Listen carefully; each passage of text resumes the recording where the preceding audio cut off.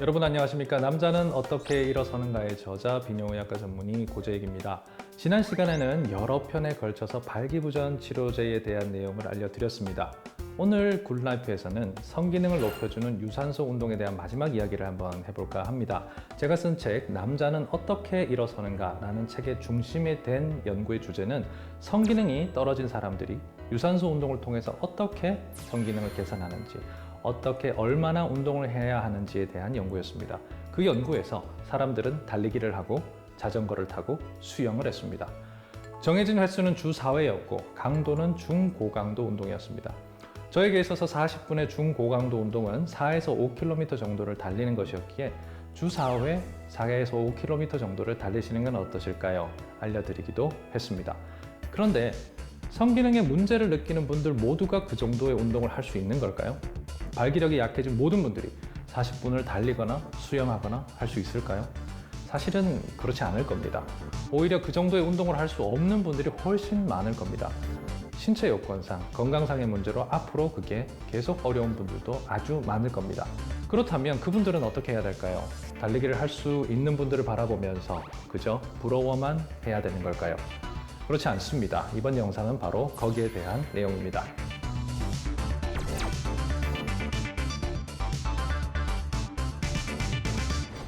작년 여름 저는 달리기에 대한 책을 쓰고 이렇게 여러분들께 내용을 설명할 수 있는 자리에 서서 촬영도 하고 강의도 다니고 있습니다.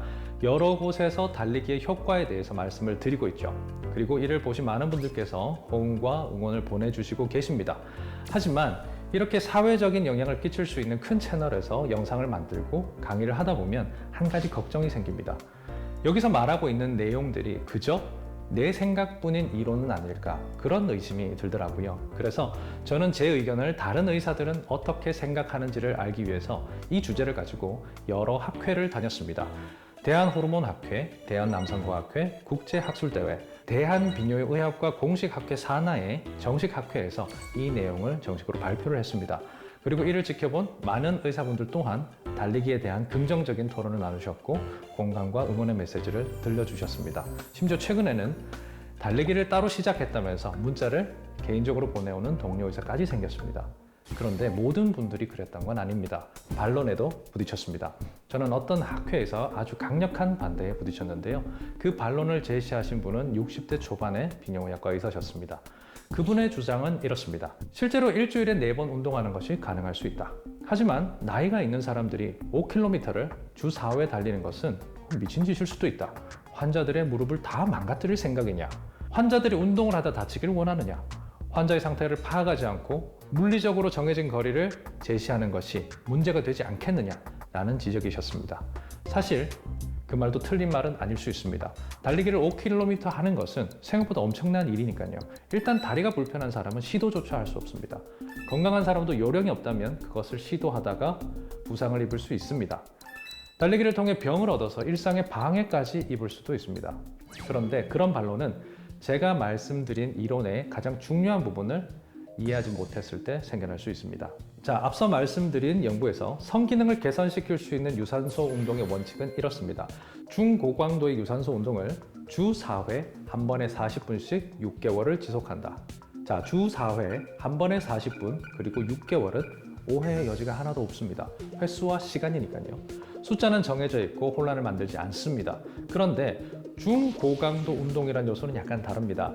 이 요소는 객관적으로 정해진 게 아니라 주관적으로 변하는 기준입니다. 운동의 강도는 정해진 게 아니라 내가 느끼는 힘든 것에 따라 달라진다는 겁니다. 이런 주관적인 기준에 따라 운동의 강도를 정의하는 방법 중에서 가장 간단한 것이 대화를 기준으로 하는 것입니다. 내가 운동하는 중에 옆 사람과 대화가 전혀 불가능하다면 그건 고강도 운동입니다. 내가 운동하는 중에 옆 사람과 가벼운 대화만 가능하다면 그건 중고강도 운동입니다. 내가 운동하는 중에 옆 사람과 편하게 대화를 할 수 있다면 그건 중강도 이하의 운동입니다. 자, 기준이 뭔가요? 정해진 수치가 아니라 내가 힘든 정도죠. 자, 중고강도 운동을 수치로 표현하면 우리가 만들어낼 수 있는 최대 심박수의 70%를 유지하게 만드는 운동이라고도 합니다. 자, 여기서 말하는 최대 심박수는 220에서 우리의 나이를 빼는 것으로 구할 수 있습니다.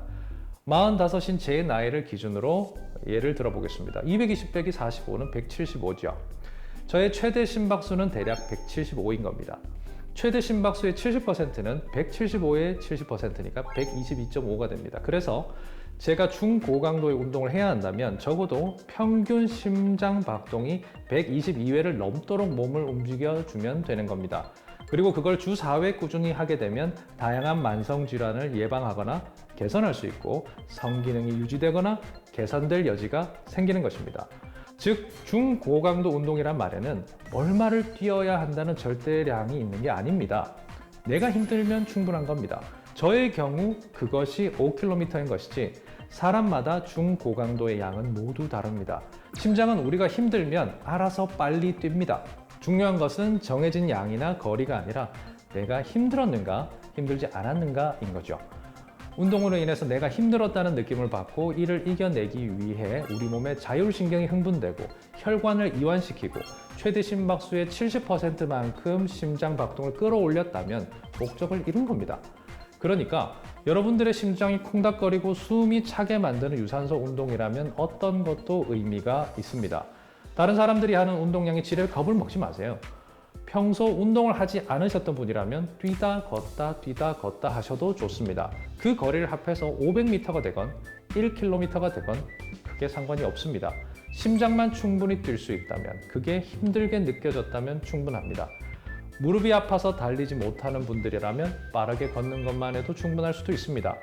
다리를 움직이지 못하면 팔을 많이 움직이는 샌드백을 두드리는 게 답이 될 수도 있습니다. 아니면 아파트 계단을 1층에서부터 여러분들 집까지 걸어 올라가시고 엘리베이터를 타고 내려가서 다시 올라가시는 그런 방식의 계단 오르기도 좋습니다. 그러니까 절대적인 운동량을 상상하시고 그건 내가 할 수 있다 없다, 그걸 못하기 때문에 난 발기가 안 될 거야, 그렇게 좌절하는 것은 곤란한 일인 거죠.